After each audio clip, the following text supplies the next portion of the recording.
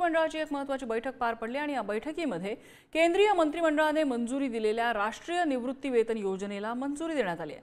महाराष्ट्र मंत्रिमंडळाने राष्ट्रीय निवृत्ती वेतन योजनेला मंजुरी दिली आहे। बैठकीला मुख्यमंत्री आणि दोन्ही उपमुख्यमंत्री उपस्थित होते।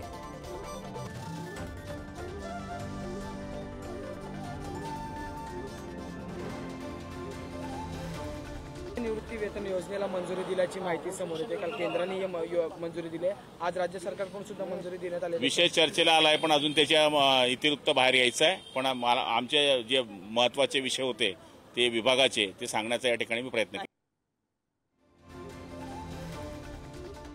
राष्ट्रीय निवृत्ती वेतन योजनेला राज्य सरकारने मंजुरी दिली आहे। आज तातडीची कॅबिनेट बैठक बोलवण्यात आली होती आणि त्यामध्ये मुख्यमंत्री आणि दोन्ही उपमुख्यमंत्र्यांचं मंत्रिमंडळ उपस्थित होतं आणि यामध्ये केंद्रीय मंत्रिमंडळाने मंजुरी दिलेल्या राष्ट्रीय निवृत्ती वेतन योजनेला मंजुरी देण्यात आलेली आहे। पहिल्या टप्प्यामध्ये पुण्याला जो राज्यस्तरीय कार्यक्रम झाला त्याच्यामध्ये आपण 1 जुलै ते 31 जुलै मधले जे पात्र अर्ज होते त्यांच्यापैकी 1,08,00,000 अशा लाभार्थ्यांना आपण तो सन्मान निधी वितरित केला।